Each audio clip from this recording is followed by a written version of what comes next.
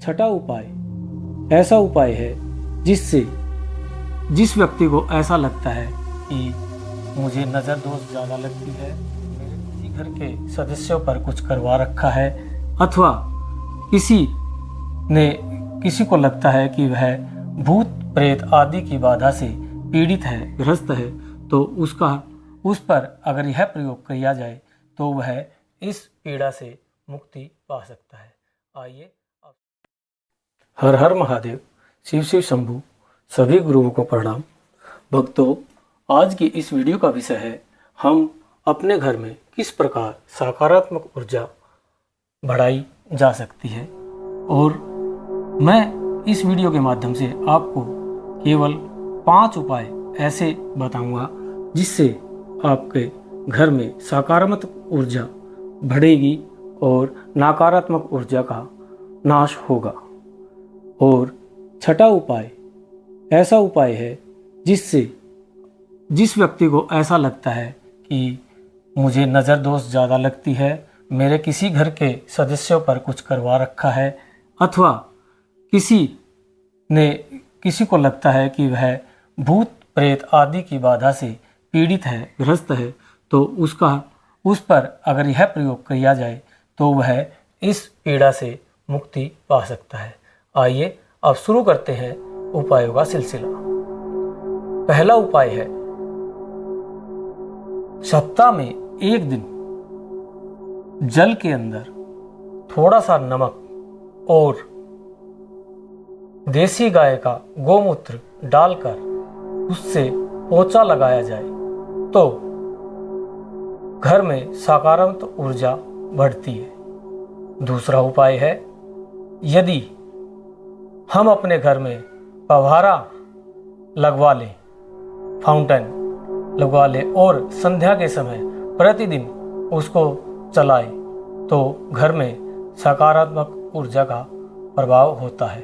किंतु कुछ घर ऐसे भी हैं, कुछ फ्लैट में रहते हैं, कुछ ऐसे मकान की संरचना ऐसी होती है जिस मकान के अंदर फव्वारा लगवाना लगवा नहीं सकते, तो हम इसका उपाय कर सकते हैं कि संध्या के समय गोधूली बेला होती है, जब पुराने समय में गायें खेतों से चरकर वापस आती थी और धूल उठती थी तो उसको गोधूली बेला बोलते हैं। उस समय यदि एक जग में जल भरकर हवा में ऊपर की ओर उछाला जाए प्रतिदिन एक जग, तो वह फव्वारे का ही प्रतिरूप माना जाएगा।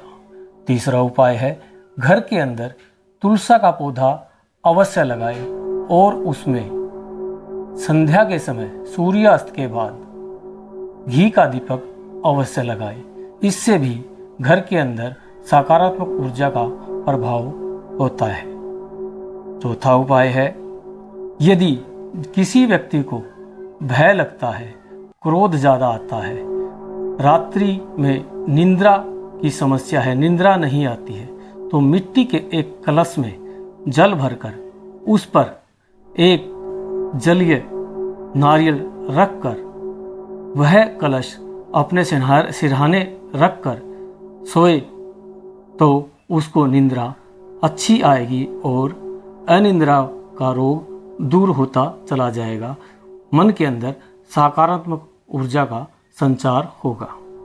अब 5वां उपाय, हमें प्रतिदिन अपने घर की दहलीज पर एक तेल का दीपक अवश्य लगाएं। दहलीज पर तेल का दीपक जब भी हम घर में प्रवेश करते हैं, अपने सीधे हाथ की तरफ, राइट हैंड की तरफ वह दीपक लगाएं। इससे घर के अंदर सकारात्मक ऊर्जा बढ़ेगी और माँ लक्ष्मी का आगमन होगा।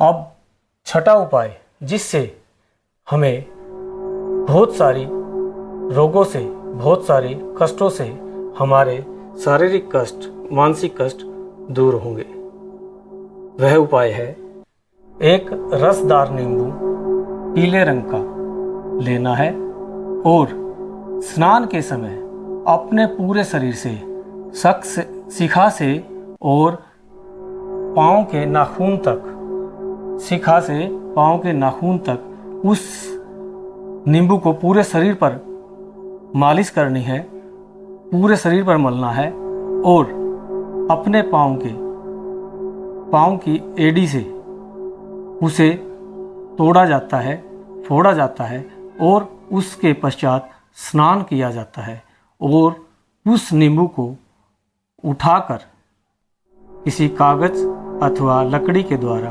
उठाकर बाहर फेंक दिया जाता है, गंदी नाली में डाल दिया जाता है।